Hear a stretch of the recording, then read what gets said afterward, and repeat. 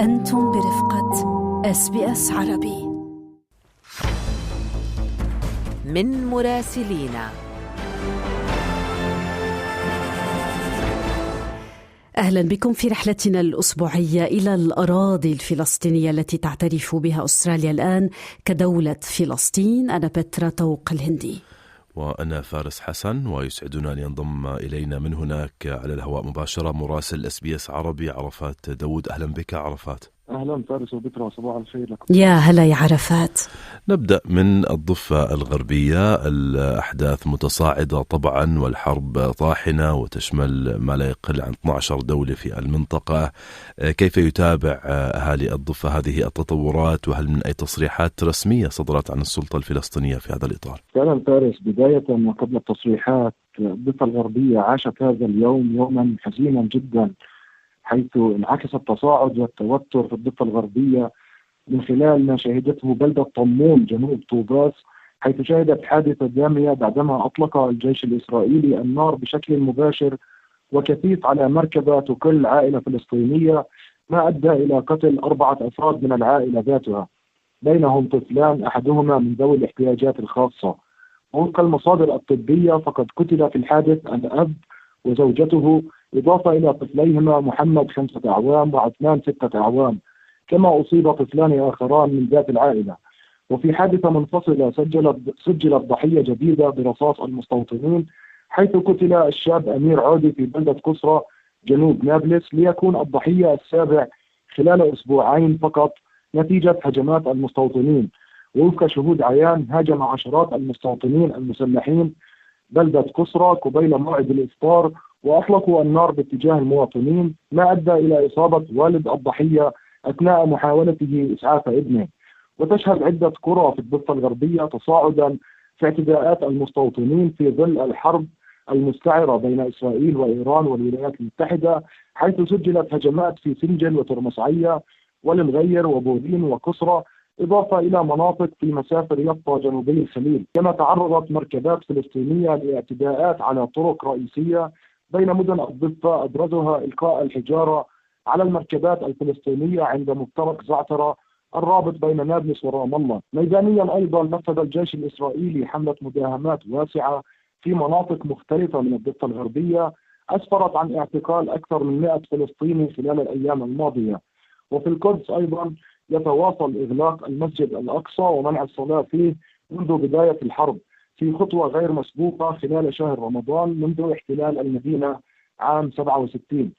كما منع المصلون من إقامة 3 صلوات جمعة وصلاة التراويح في ساحات البلدة القديمة من القدس. وأعربت دائرة الأوقاف الإسلامية عن قلقها من أن تكون هذه الإجراءات مقدمة لفرض سيطرة إسرائيلية كاملة على المسجد الأقصى وبدء مخططات تهويده كما قالت، مطالبة بفتح بوابات المسجد والسماح للمصلين بأداء الصلاة فيه. وعلى صعيد الأراضي، أفادت تقارير بأن السلطات الإسرائيلية استولت على قرابة 130 دنما من أراضي الضفة الغربية، كما أصدرت أوامر عسكرية بإزالة الغطاء الشجري كما وصفته عن 47 دنما إضافية تحت ذرائع أمنية وعسكرية. السلطة الفلسطينية من جهتها طالبت بتحرك سريع وعاجل لحماية سكان الضفة الغربية، حيث قالت أن الجيش الإسرائيلي والحكومة الإسرائيلية يمارسون سياسات استيطانية عنيفة تجاههم بينما ينشغل العالم في الحرب في إيران. نعم عرفات، دعنا ننتقل إلى الداخل الإسرائيلي في ظل استمرار إطلاق الصواريخ من عدة جبهات، ارتفاع عدد الخسائر، تصاعد الانقسامات والانتقادات الداخلية التي طالت رئيس الوزراء بنيامين نتنياهو الذي يفشل بتحقيق النصر المطلق بحسب البعض. ما أبرز التطورات العسكرية والسياسية التي تشهدها الساحة الإسرائيلية؟ في إسرائيل تتصاعد أصداء الحرب في الداخل الإسرائيلي، حيث تعيش مدنها على وقع صفارات الإنذار والهجمات الصاروخية والطائرات المسيرة التي تطال مناطق واسعة من البلاد، من أقصى الشمال على الجبهة اللبنانية مرورا بمدن الوسط وصولا إلى مدينة إيلات في أقصى الجنوب. وتشير التقارير إلى أن صفارات الإنذار تدوي بشكل متكرر في العديد من المدن الإسرائيلية تحذيرا من صواريخ ومسيرات تطلق من إيران ومن الأراضي اللبنانية في ظل استمرار المواجهة العسكرية واتساع نطاقها الجغرافي.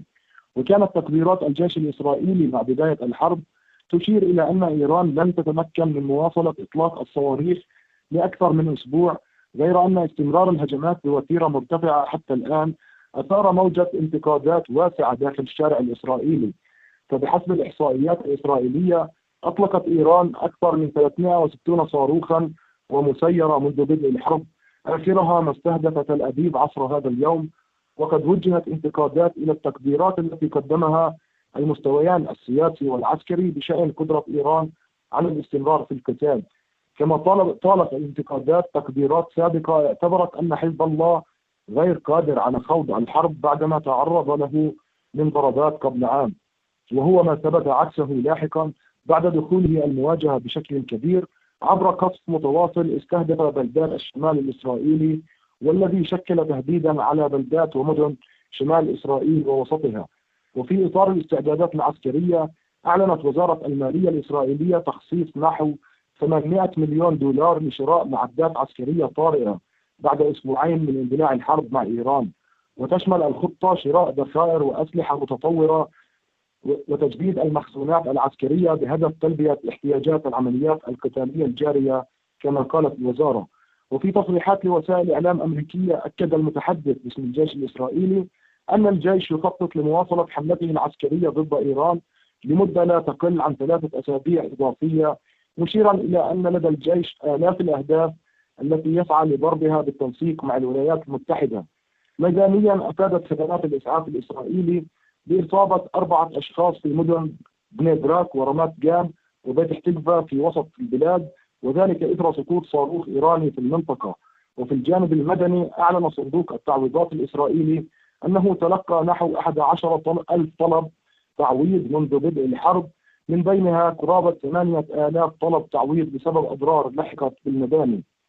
وفي خضم هذه التطورات حذر زعيم حزب الديمقراطيين الإسرائيلي يائير جولان المعارض للحكومة من خطورة الوضع، قائلا أن الحرب لا يمكن حسمها بالقوة النارية وحدها، مشيرا إلى أن استمرار القتال دون حسم أي جبهة خلال السنوات الأخيرة يمثل تحديا خطيرا لإسرائيل. نعم عرفات، دعنا نختتم هذه الرسالة الأسبوعية من قطاع غزة. كيف يعيش النازحون في القطاع هذه الأيام مع أحوال جوية قاسية، وأيضا مع نهاية شهر رمضان المبارك واقتراب عيد الفطر؟ في غزة تتفاقم معاناة النازحين مع استمرار موجات البرد والعواصف التي تضرب المنطقة، فقد تسببت الرياح الشديدة في اقتلاع عدد من خيام النازحين في المخيمات، بينما أدى سقوط إحدى الأشجار التي اقتلعتها الرياح إلى وفاة طفلين بعدما سقطت على خيمتين في إحدى مخيمات النزوح في مدينة دير البلح. وفي ظل هذه الظروف القاسية يواجه آلاف النازحين في قطاع غزة مواجهة حياة يومية صعبة داخل المخيمات، حيث تتفاقم المعاناة مع تقلبات الطقس ونقص الإمكانات الأساسية التي توفر الحماية من البرد والعواصف. وفي الميدان يستمر القصف الإسرائيلي على مناطق مختلفة من القطاع، ما أسفر خلال الأيام الماضية عن مقتل عدد من الفلسطينيين وإصابة العشرات، وكان آخرهم اليوم حيث قتل 7 من عناصر الشرطة الفلسطينية بعد استهداف مركبتهم بقصف إسرائيلي في شارع صلاح الدين وسط مدينة غزة. ومع اقتراب عيد الفطر تبدو أسواق قطاع غزة هذا العام أقل حركة من المعتاد، إذ يشكو السكان من ارتفاع كبير في الأسعار وشح في بعض السلع الأساسية، الأمر الذي يجعل كثيرا من العائلات غير قادرة على شراء احتياجات العيد. من رام الله تحدثنا مع مراسلنا عرفات داوود.